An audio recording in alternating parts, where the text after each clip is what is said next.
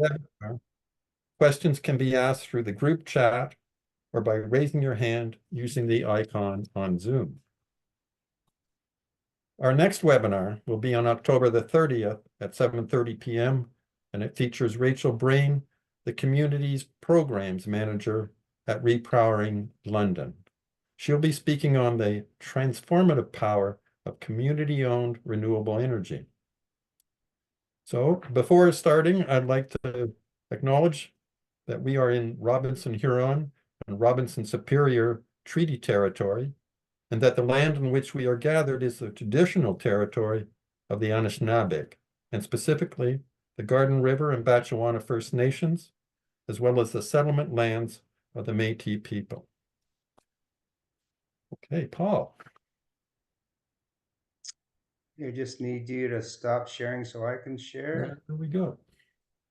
Okay.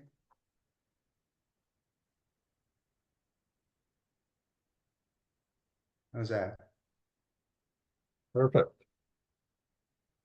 So thanks so much for the invitation, folks, and congratulations on your leadership on advancing climate change solutions within your region.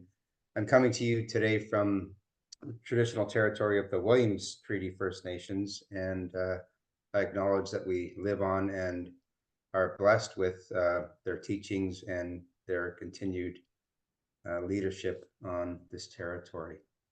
So I'm going to talk a little bit about Maiden Ontario Water Power, building on our strengths. I'm going to give you kind of an overview of what water power looks like, to talk a little bit about what the province is facing in terms of electricity requirements going forward, where water power fits, talk a little bit about what we see with respect to climate change, and I'll end with a discussion on what the province is currently doing with a focus on Northern Ontario.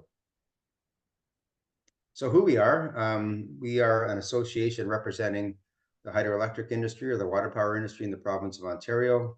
We represent 99% of Ontario's renewable water power generation. We have 150 members, as Rob has outlined, and we are really focused on public policy affecting water power. Just a bit of a level set here in terms of Ontario's electricity supply mix. So about 25% of our electricity comes from hydroelectricity or water power, 50% from nuclear, and other sources comprise the balance of our electricity supply. So really the backbone of our electricity system today is nuclear and hydro. What does that look like for water power? We have 225 facilities located right across the province. You'll note here that about 40% of the facilities would be defined as small hydro, so less than 10 megawatts in installed capacity.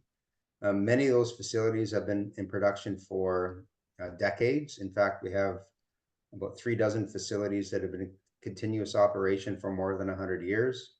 And they're pretty well equally split between Northern and Southern Ontario. In Southern Ontario, water power development really defined communities. So if you think of Aurelia or Bracebridge or Ottawa or any of those kind of small towns across Southern Ontario, if you go within an hour and a half outside of GTA, any community that you go to, you'll find a hydro facility. And the reason for that is, settlement patterns of this province 100 or 150 years ago, grist mills, sawmills, and eventually hydropower facilities. In the north, it was a little bit different. In the north, predominantly hydropower was developed to support local industry. So whether it was the forest industry or the mining industry, in some cases small towns, that's where hydropower was developed traditionally over the last 100 years. Again, 225 facilities in continuous operation across the province of Ontario. So I'm going to kind of walk you through operational styles of hydro facilities, not to be confused with how big facilities are. Hydropower facilities are really defined by the way that they operate. So one of the terms that you might hear is run of river. And that just means that there's a limited ability to store electricity in forebays or in reservoirs. And they just basically pass the water that they have. So Adam Beck, the largest facility in the province of Ontario, is a run-of-the-river facility. It has no immediate storage above the facility. Its storage really is Lake Superior. So that's many run-of-river facilities across the province of Ontario. You can also have a storage or reservoir-based facility. And in Ontario, we don't have multi-year reservoirs like they do in the province of Quebec or to some degree in the province of Manitoba. Generally, these facilities store water, which, kinetic energy becomes electric energy, during the spring freshet or coming up hopefully in the fall freshet, and they produce electricity on demand. A thing to recognize is that nuclear facilities run all of the time, called baseload generation, and run-of-the-river hydro is baseload generation. But you need a form of electricity that produces electricity when it's required.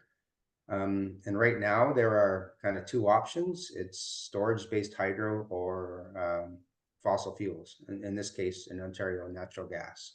We're seeing an influx of batteries to back up some of the other intermittent renewables, and we expect that to continue into the future.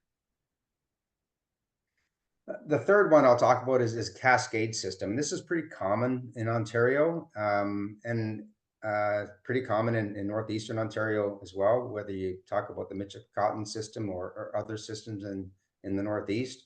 And that's where you see a block of water. In this case, this is the Trent Severn Waterway, being used over and over again as the water goes downstream. So on the Trent Severn Waterway, we actually have 21 hydroelectric facilities responsible for about 110 megawatts of installed capacity. Starts up in the Kawartha Lakes, ends up in the Bay of Quinte or in Trenton. And finally, I'll talk about, pump storage. And we have one pump storage facility in Ontario, and this is a technology whereby you pump water up an elevation, and when it's electricity is not needed, and you release that water to produce electricity when it is. The one that we have in Ontario is at Sir Adam Beck. That was actually the first pump storage facility that was developed in Canada. And to give you a sense of what other jurisdictions are doing, if you go to Japan or if you go to the USA, we have 163 megawatts at Sir Adam Beck in pump storage. In the US, particularly in southern US, where they rely on wind and to some degree nuclear, there's 23,000 megawatts of installed capacity of pump storage. So this is a long proven technology. We have, I think, a couple of pump storage facilities that are being proposed right now. But think of this as a battery that backs up wind, solar, and complements nuclear generation. So what do we got left in the province of Ontario? We have 9,000 megawatts of installed capacity, that 25% that I talked about. This is a report that was done by Ontario Power Generation last year for the government of Ontario. There's about 4,000 to 5,000 megawatts of untapped potential in the province, much of which is located in the north. And that would represent about a 50% increase in hydro production over the next 20 to 35 years, if realized. So where are we in the province of Ontario in terms of electricity requirements? The current context really is what I call electrify everything. So whether it's arc furnaces, whether it's plug-in vehicles. I mean, in 2022, 2023, the independent electricity system operator was asked the question, how could we phase out fossil generation? That was the question that was posed to them. Could we do it by 2035? Could we do it by 2050? And their response was this report called Pathways to Decarbonization.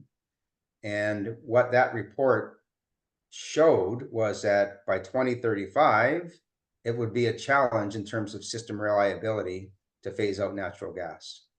By 2050, it would be possible.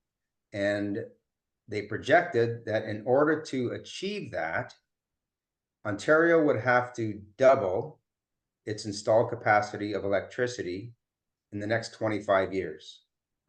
So think about that. Doubling in the next 25 years, the amount of electricity that we have put into the system in the last century. So if we want to decarbonize, that's what the future looks like.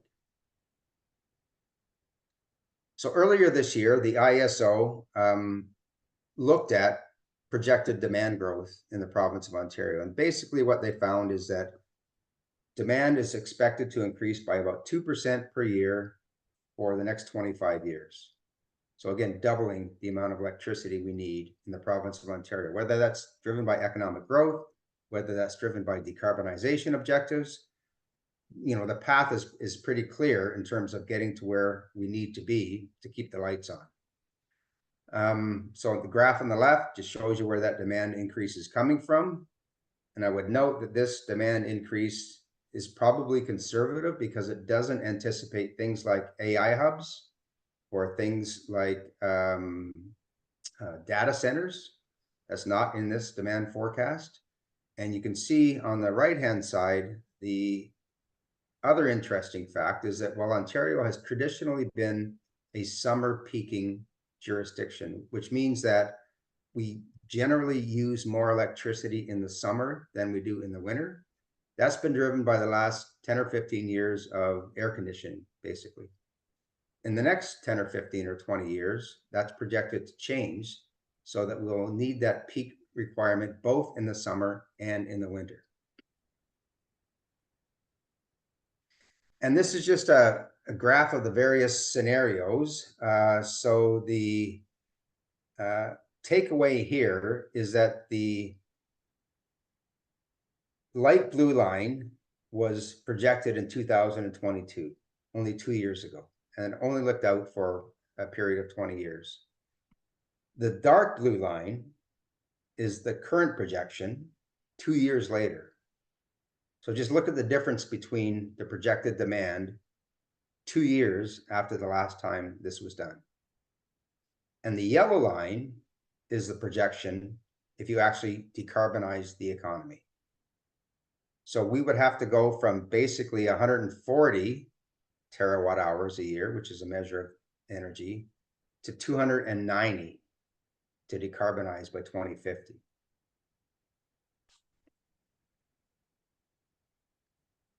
And this graph shows you the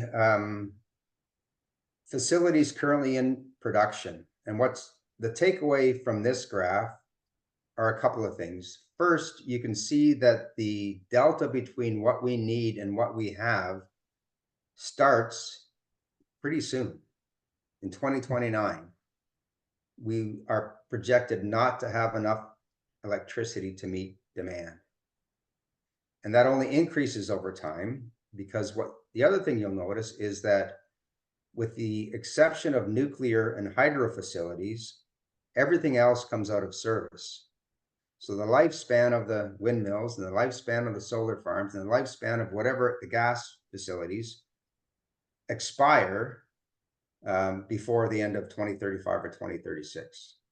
So not only do we have to double the amount of electricity that we have, but we also have to replace a large portion of what's already in the system when those things reach the end of their useful life in the next 5 to 10 years.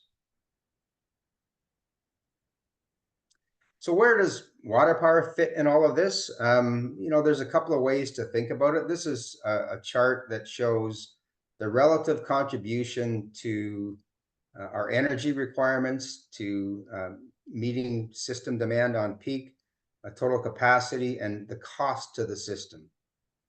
And so for me, the takeaway from this is that the relative cost to the system for hydro is less than the relative value it contributes for capacity, peak demand, and total energy. That's not the case for other forms of generation, and that's a key consideration, obviously, kind of going forward. If you look across jurisdictions in Canada, basically the more hydro you have, it's a perpetual asset, it lasts for 100 years or more, the lower the system cost is over time. And it's just a function of how long these assets last. This is a graph that asks the question, beyond capacity and energy, what do you actually need to keep the lights on? I'm not going to go through all of these things, but these are what are termed reliability services, right? They're engineering terms. Ted, you'll probably be familiar with these. And I mean, the takeaway here is that you would need a combination of other forms of generation to provide the same reliability services that you get from our hydro fleet. And I'm a huge proponent of a diversity of technologies and a diversity of supply. It really is an all of the above scenario. I'm not advocating that hydro is a solution. We're going to need it all. If we're going to double the amount of electricity we have in this province in the next 25 years, we're going to need it all. But with respect to system reliability, the more hydro you have in your system, the more reliable your system is. And this is a question of where do you want to spend your money, really? And this is something that the current government and even previous governments has been pretty keen on. And what you'll find is 95% of the sustaining capital that goes into a hydro facility stays in Ontario, or 90%, and 75% of building a new asset is made in Ontario. There's a very real policy question right now, I can tell you, about importing technologies from other jurisdictions. Unfortunately, right now, we don't have a supply chain associated with critical minerals. Hopefully we get there to support lithium batteries and other things.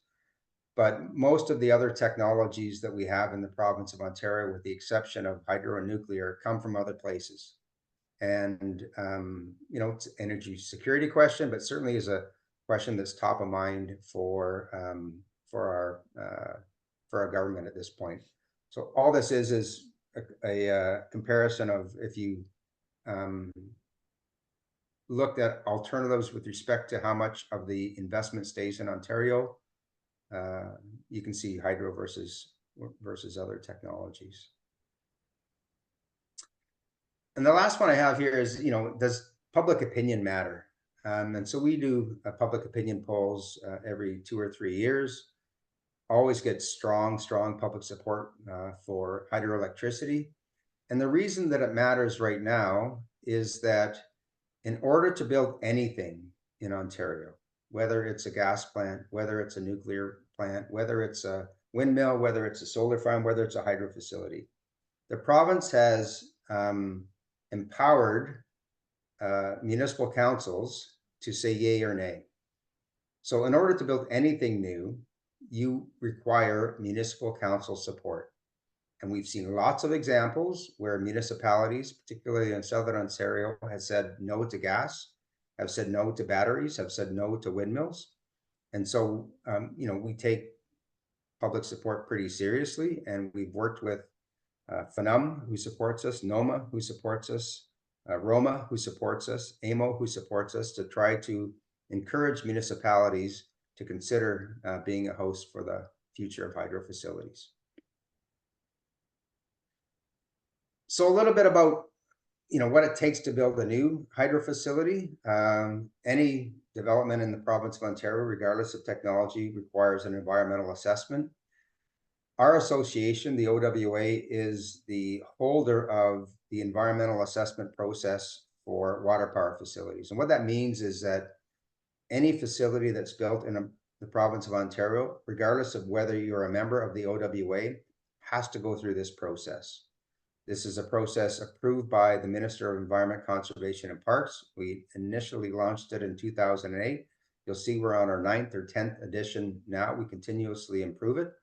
I guess the key point here is that we take our responsibility as an industry seriously, and it's manifests through the environmental assessment process for new development.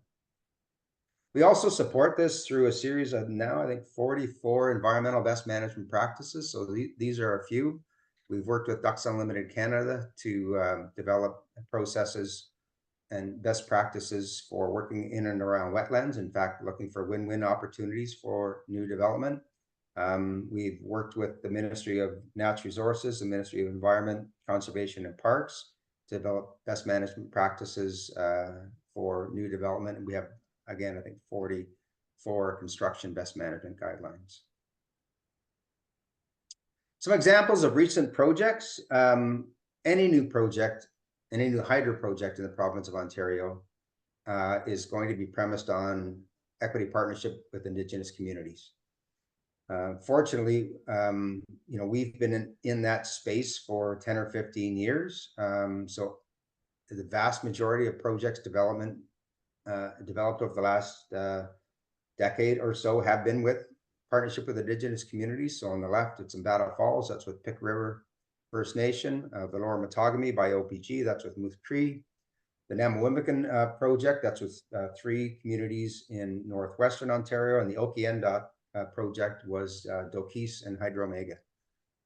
And we are investing considerably in capacity building with Indigenous communities to ensure that they are knowledgeable, able, willing partners in new development. And again, I guess my key message is there will be no development of hydropower facilities in any place in the province going forward without Indigenous community participation.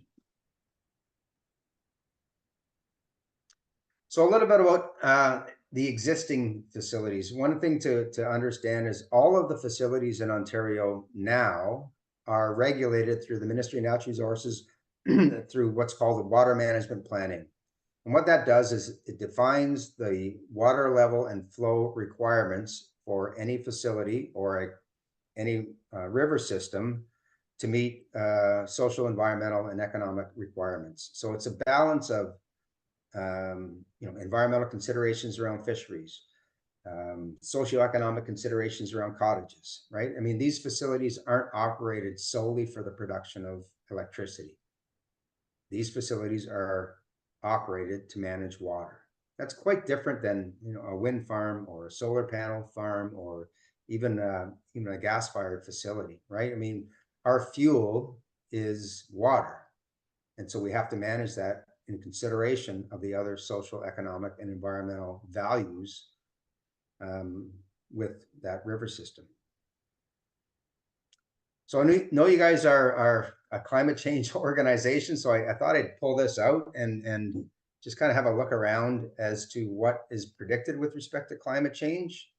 And when I looked at 10 or 12 of these sites differently, what I found is that pretty commonly they're projecting over the next number of years under a high emissions scenario, more water.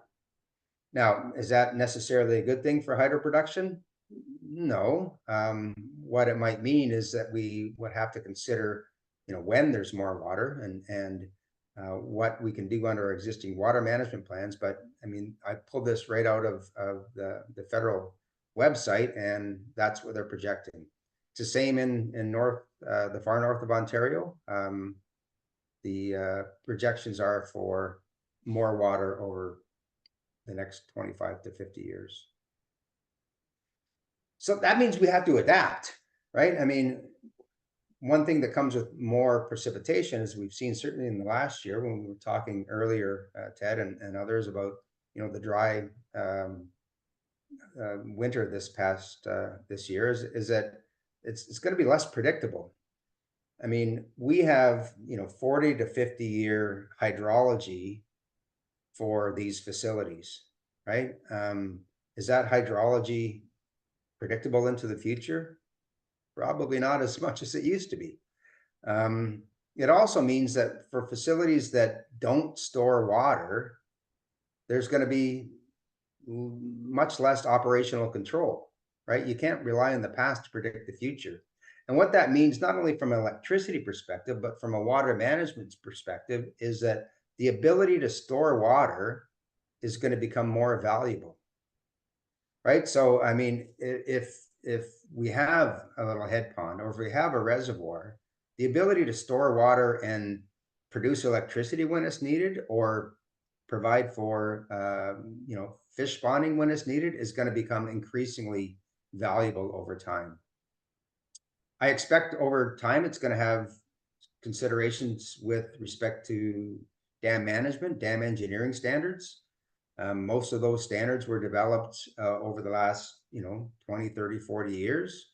Inflow design floods, for example, is a common term used in, how are you planning for the 100-year flood, or the 1,000-year flood. And I think it has potential for shifting in production profiles. I mean, we had a really, really wet spring this year. Electricity is less valuable in the spring than it is in the summer, so we might see a shift in when facilities produce electricity. And I think this is the last couple of slides. Back onto electrification. And so these are just pullouts of newspaper articles, right? So Algoma Steel, it's 120 megawatts of new load requirement. I just sat in on the ISO presentation yesterday on the needs of the North going forward from a transmission planning perspective.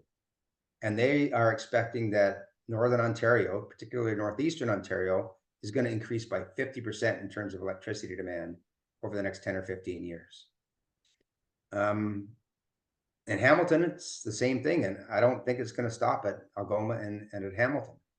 And as I touched on before, like once we get into these data centers and AI centers wanting to come in Ontario, I mean, that's a wild card, right?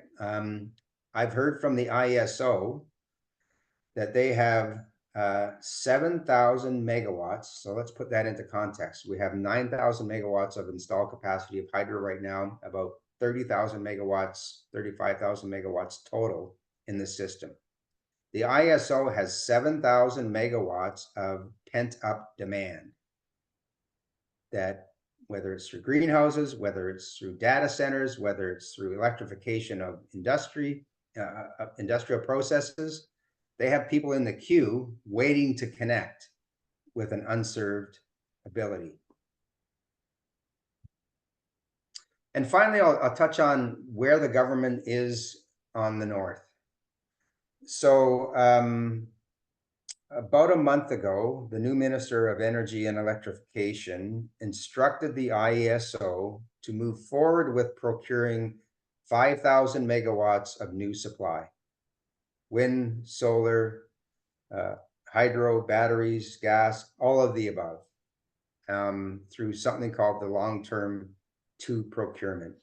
Their plan is to do this every 2 years, right? Every 2 years, there's going to be another procurement to get to that 50 or 100% increase in demand over the next 25 years. New to this, as announced by this Minister of Energy and Electrification, is a priority for projects located in Northern Ontario.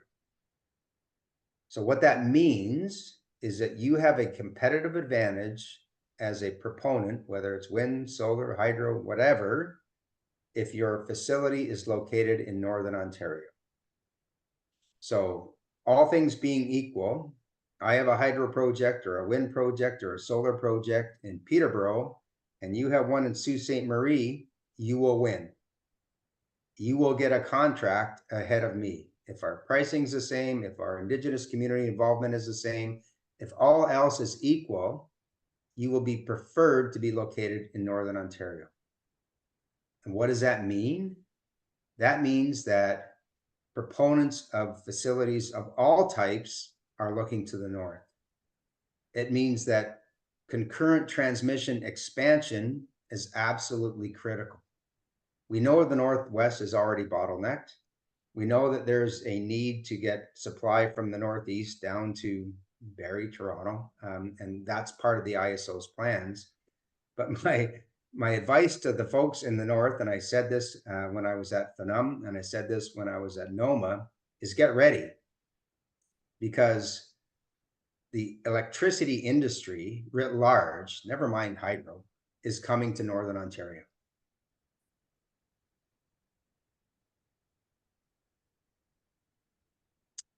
And Rob, with that, I'll turn it back to you. I can stop sharing if you like, and we can talk.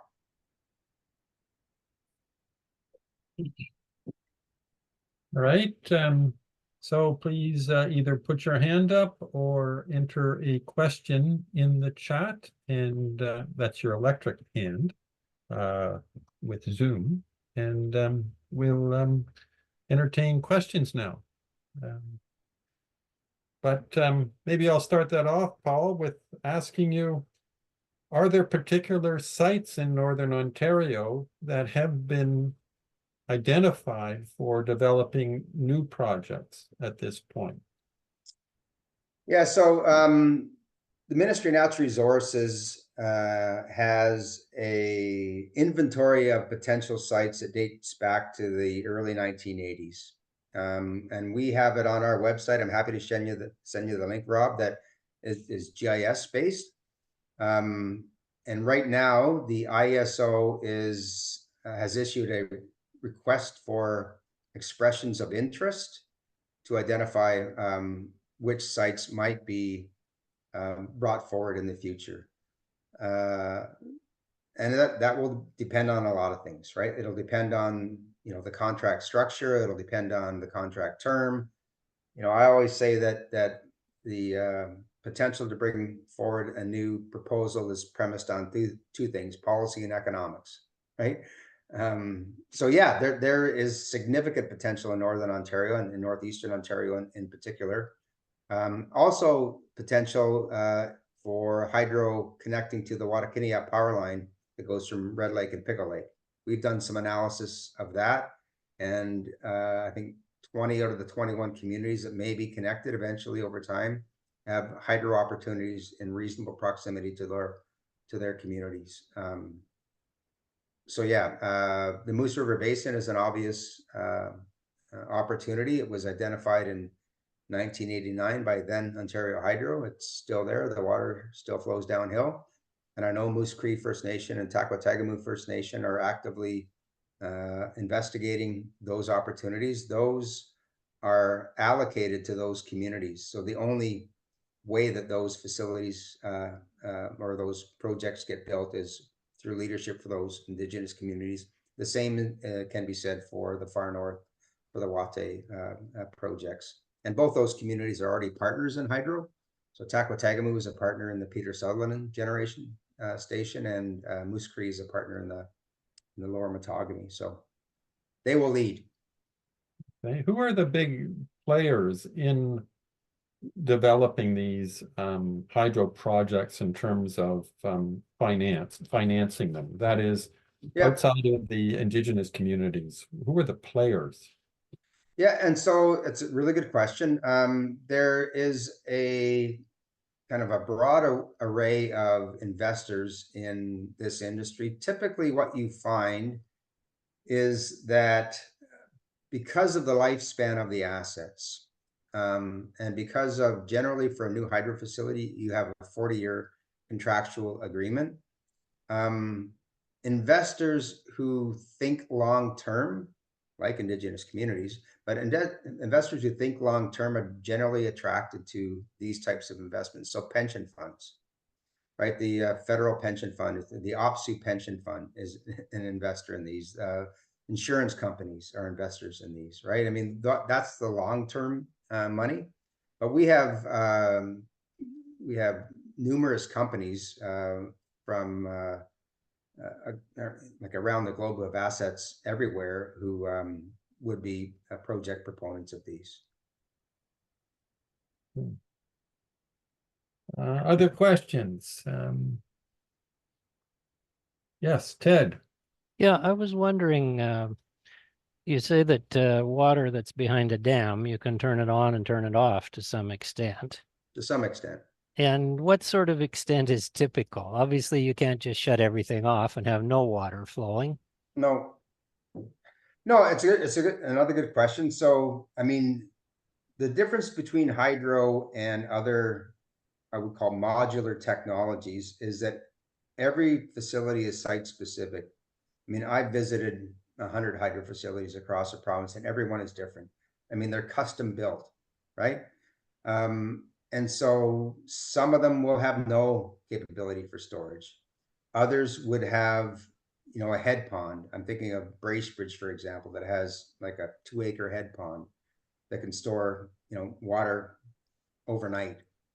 But they're all managed through those water management plans that I talked about that have pretty strict requirements for providing, you know, fisheries habitat and, you know, docks for cottages. And others will have an upstream reservoir. It's not uncommon. One of the most common things you'll see in Ontario is what we refer to as the outset as a cascade system.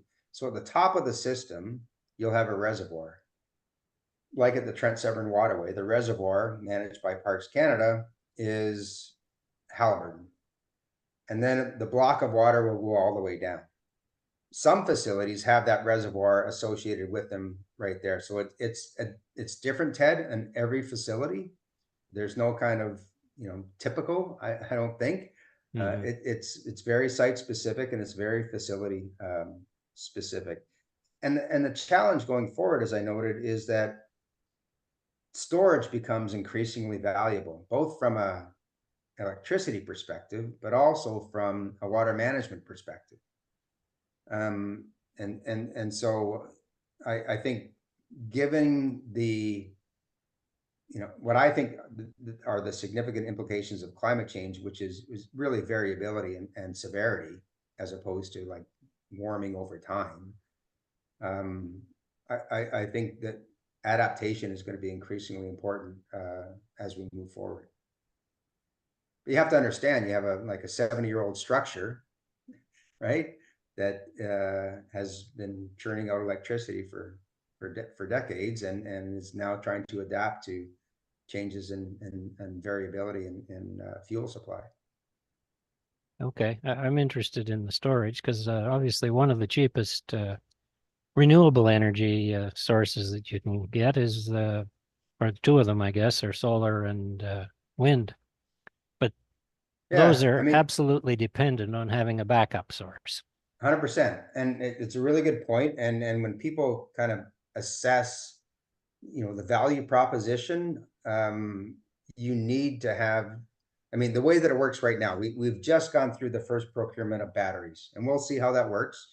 They're 4-hour storage batteries. The ISO is looking for longer duration storage, whether that's pumped storage or compressed air. But you get to a tipping point in the system where that you can't back up the intermittency of those other forms of generation. And so, like, we're trying to fill the gap right now with batteries. We'll see how that goes, but that's only a 4-hour solution. And, you know, as I pointed out in the kind of the chart, right now our reliability services are being provided by storage hydro. Right? I mean, nuclear is running all the time, and the flexible hydro is backing up wind and solar, and is gas, right? So, I mean, the other thing to realize is that while gas-fired generation is intended to respond to peaks, i.e. back up wind and solar when it's not there, we're relying increasingly today on that form of generation, given the expansion of those intermittent forms of generation. Yeah, and given that It the becomes a government question. hasn't. It becomes a question at some point: is how heavily do you want to rely on natural gas versus how heavily do you want to rely on storage, whether it's hydro storage or batteries or whatever, right? Because you're exactly right.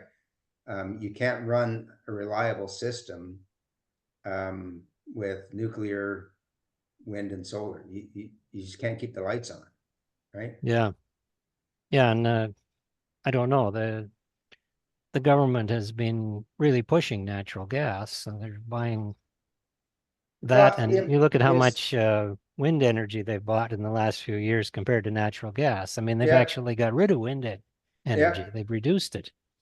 Yeah, I think the thing that's different now is that, you know, I would say 10 or 15 years ago, when we went through the kind of the green energy revolution, I think much of that was ideologic, and there's nothing wrong with that, right? There's nothing wrong with a government having an ideology that they want to focus on non-emitting forms of generation. Today, the question is quite different.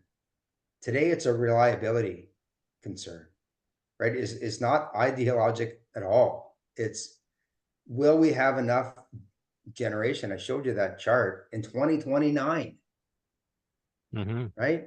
And out to 2050. Will we have enough electricity to keep the lights on? So it's now a question of reliability versus ideology. Yeah, and But as I say, it has to be, and it needs to be, in all of the above. It's not an either or proposition at this point. It's an all of the above. And how can we do that in the most conscious way with respect to the challenges that climate change presents? yeah, and one of the things I can see your point is that if you want water power, you're not going to sign a contract and have water power tomorrow or next year even. No, generally it's 7 to 8 years to construct a new hydro or redevelop an existing hydro plant. I mean, there are opportunities. I mean, the 4 opportunities for hydro in the province of Ontario are expansion of existing facilities, and we've seen some of that already. Retrofit of existing dams. I mean, M&R owns 400 dams. Trent Severn Waterway owns 200. Conservation authorities own 150. Municipalities own 100. There are some opportunities at that existing infrastructure to retrofit for hydro production. In fact, Parks Canada identified 5 sites that are available for hydro production. M&R has a subset of sites that are probably conducive to hydro development at all. The next would be pump storage that I talked a little bit about. There are a couple of projects that are being proposed, one in Marmora and one in Meaford.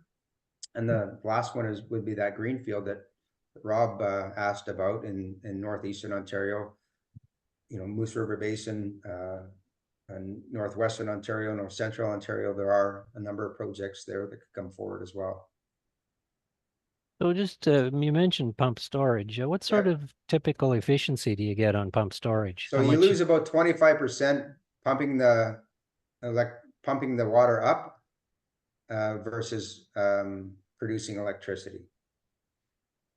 So what you have to have is a contractual structure or some kind of economic structure that at the time that you are pumping the water up, the commodity is less valuable. So think of pumping it up at night and producing electricity during the day. So it's anywhere between a 15 and 25% delta in terms of how much energy it takes to pump the water up versus how much energy it produces. Okay, so if you get 75% of it back, then Yeah. then you're going to use that in you're going to use batteries if you need it in 2 hours or 4 hours, and you're going to use water if you need it the next day. Yeah, so the pump storage, generally you'll get 8 hours of production versus 2 or 4 hours of production, right? Yeah, it just isn't economic to have batteries and store it for days. That just doesn't. No, it's a totally different, and you're right to point that out. I mean, one of the things that people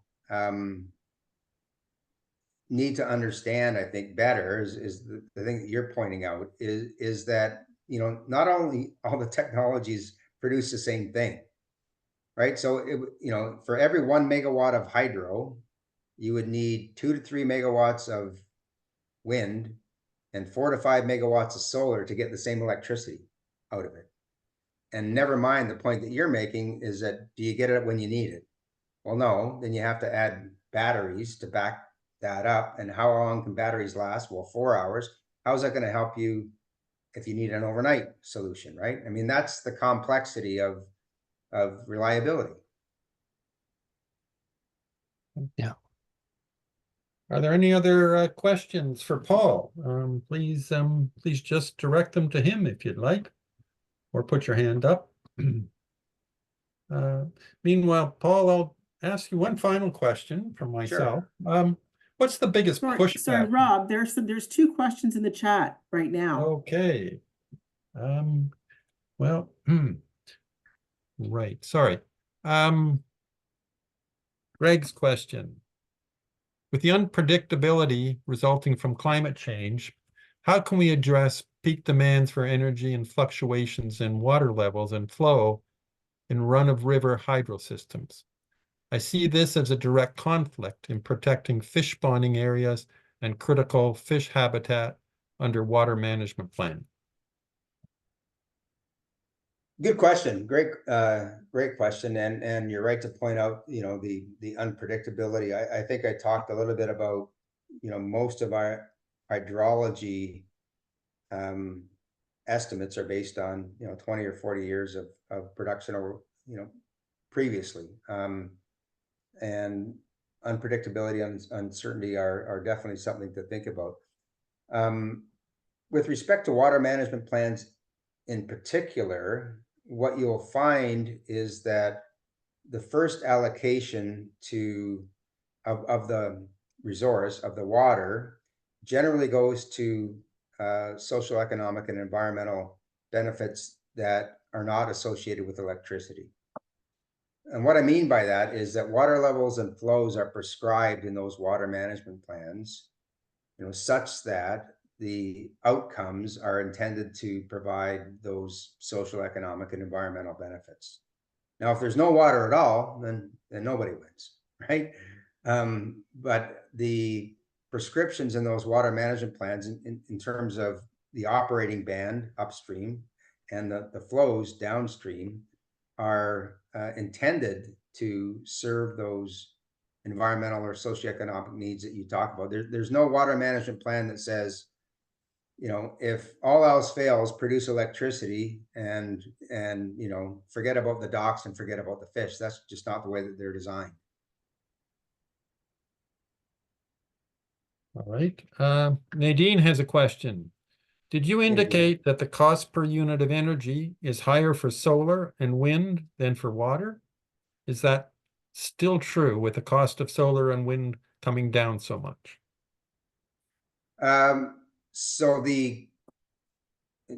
very good question again. So if you're talking about new build, I would encourage you, you're right, the cost of solar and wind over time per unit energy, so per kilowatt hour or per megawatt hour, has reduced, as we hope the cost of batteries will over time, and hopefully the cost of all technologies will over time. But in order to do an apples to apples comparison, I would encourage you to think about a couple of things. First is what I talked about previously, is that in order to get the same amount of electricity from a unit of hydro compared to solar to wind, you would have to build 2 to 3 more units of wind or 4 to 5 more units of solar.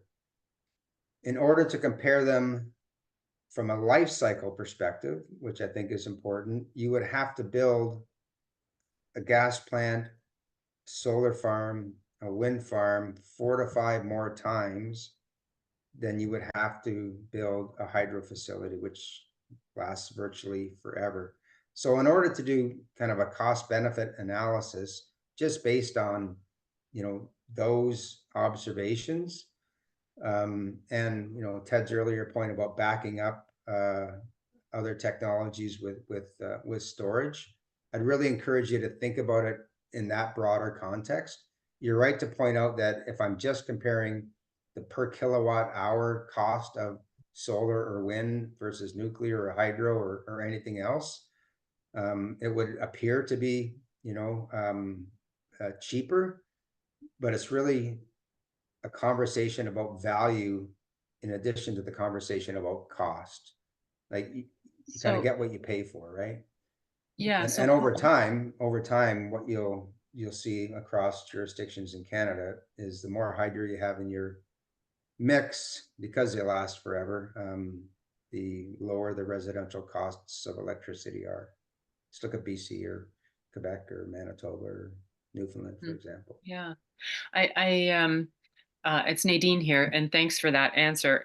I totally can see what you're saying about the lifespan of the asset is shorter, and you'd have to do several rounds of new builds Yeah. over time. But can you explain a little bit more why it's 3 to 4 times more Yeah. in the number of units Yeah. than So water? I just don't it's understand it. Sure. So it's something that is referred to as capacity factor, and not to get too technical because I'm not an engineer, but it's a measure of how much energy you get from how much capacity. So oftentimes you'll hear people talk about, let's just use a megawatt, which is 1,000 kilowatts, right? And a kilowatt is 1,000 watts, and your light bulb is 100 watts, right? So a nuclear facility runs at around 80 to 90% efficiency. And what that means is that it runs 80 to 90% of the time. A hydro facility, like a run-of-the-river hydro facility, operates at 80 or 90% efficiency, but it operates generally about 55% over the course of a year based on hydrology. But that doesn't mean it's offline 45% of the time. What it means is that when there's lots of water, it runs at 100%. And when there's low water, it runs at 30%. But on average, over the course of a year, it would get 55% of the output in terms of electricity versus its capacity. So I have a 1 megawatt facility. It's going to run at 55% capacity factor. A wind facility operates at about 20 or 23%. A solar facility operates at about 14 to 15%. So it's how much electricity you get out of the unit of capacity. And so in order to get the same amount of energy from a solar facility that you get from a hydro facility, you would have to have 4 to 5 solar facilities. You would have to have 2 to 3 wind facilities. You just, like, the wind doesn't blow all the time, sun doesn't shine all the time, water runs all the time, not at full efficiency. You get more in the spring than you do in the summer. You get more in the fall than you do in the winter. But that's the explanation. That's why nuclear runs all the time. Adam Beck runs all the time. Saunders Generating Facility in Cornwall runs all the time. They're what they call base load generation. But that's the comparison, Nadine, that you have to have. It's like a 1 to 3 to 5 comparison. Yeah, thanks for explaining that. That idea of capacity factor, I didn't quite understand. Yeah, thank you. Yeah, no worries. If you guys are interested, we've published recently published a guide for municipalities, and we're just publishing our guide for Indigenous communities on water power, an introduction. It has all the formulas in there, Nadine, and it's pretty, it's pretty straightforward for hydro. It's how much water you have and how far it falls. And you can, but I'd be happy, Rob, to send you guys either hard copies. I was just at AMO and had good conversations with lots of municipalities, but it's really a good introduction to how hydro works and how you do the math, and like I say, we're just updating our guide for Indigenous communities as well. Well, that would be great, Paul. And we've also published a guide for proponents on engaging communities. Okay. On you have consensus-based electronic decision versions of making. those, or are they? Yeah, all... I can send you both, Rob. Okay, perfect. We'll put them on our website if that's okay with you. Yeah, absolutely. The more people who understand it, the better. Well, I have one more question. Sure. Who gives you the biggest pushback, or what is the biggest pushback against doing more hydro? Yeah, I don't think there is a biggest pushback. I think the fact that we are embedded in communities across the province is many of our members are municipalities that own hydro facilities. Like I'm in Peterborough, they own 5 hydro facilities.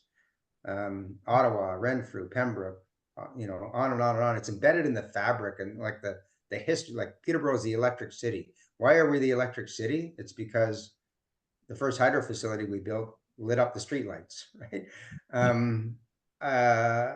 I think our partnerships with Indigenous communities over the last 10 or 15 years has been very positive. I think public opinion is very positive. I mean, obviously, we take, as any industry would take, environmental responsibility pretty seriously. I think every project is site specific, right? I mean, we're not a land use planning technology, right? I mean, if you go through the process for a battery or a windmill or a solar farm, it really is about where to put it, right?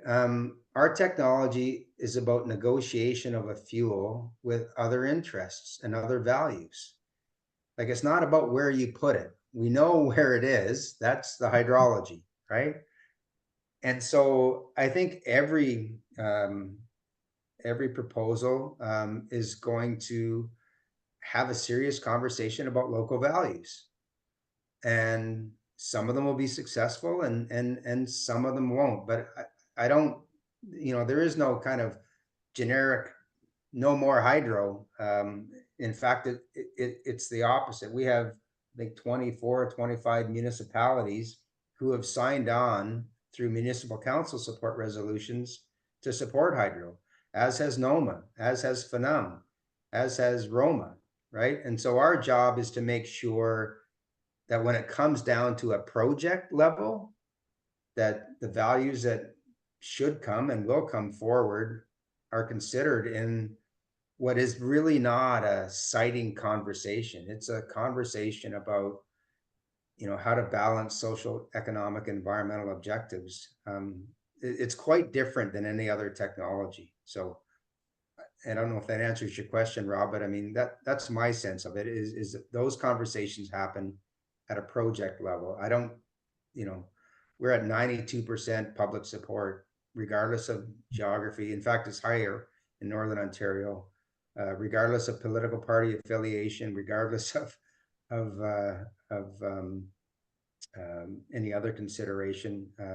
In fact, what we learned when we've done opinion polling is that, quite unlike other technologies, the more, and this is, a credit to you for doing this, the more people understood, the more they supported, which led us to this outreach to municipal councils and municipal organizations and others, and Indigenous communities. So, but it all comes down to project by project, right? We're not talking about where to put it, we're talking about how to do it. So what's a typical process if a native group has a river that they think they should have a hydro facility on? Somebody's got to make a proposal to the Yeah, so right now, the ISO is looking for 5,000 megawatts of something in the near future, including hydro, although it's on a kind of a separate path because it takes longer to build. I go back to that. By 2029, 2030, we need something. And by 2035 out to 2050, we need more. And so the process is a competitive process. So you bid in your project. There are preferred points. So you have a competitive advantage. A, if you have an Indigenous equity partner. B, if that Indigenous equity partner happens to be located in the traditional, if the project happens to be located in the traditional territory of that Indigenous community, and C, if you're Northern Ontario. So you and I are bidding projects against projects. I have an Indigenous partner. My project is located within their territory. They support it. I'm in Northern Ontario. I win. Yeah. against you in Southern And Ontario with no presumably, Indigenous partners. somebody has to look at the thing and say, well, I can get this much flow in here. The dam is going to Yep, cost me this 100%. much. I've got this 100%. much. And head. it's a good point. Lots of examples of that I can think of, which again is why it's not a modular technology. There have been many projects that looked at, to your point, Ted, what's the hydrology say? Well, the hydrology says that I can build a 50 megawatt project. You go through environmental assessment and you negotiate the fuel. And I know a 50 megawatt project that was built at 23. I know of a project that was proposed by M&R as 2 10 megawatt hydro projects on a river system, went through environmental assessment, dealt with walleye spawning, and ended up being built as 4 5 megawatt projects in different locations, right? So you're exactly right. You start with well, and this has the raw potential to produce X. Well, let's go through the values assessment through EA and see what we actually end up, which is why you'd be crazy to order your turbines today for something that you don't build 7 years from now, which again is different than wind or solar. Like wind or solar, you could presumably, I'm going to order my 20 turbines or my 100 solar panels today when I can get a good rate from wherever, because all I'm really concerned about is where they're going to go. Yeah, it's a different beast for sure. And it's a lot of fun. I mean, you get to build stuff site specifically, right? I mean, you're an engineer. How much more fun is it to have to problem solve than it is to have to figure out where stuff goes?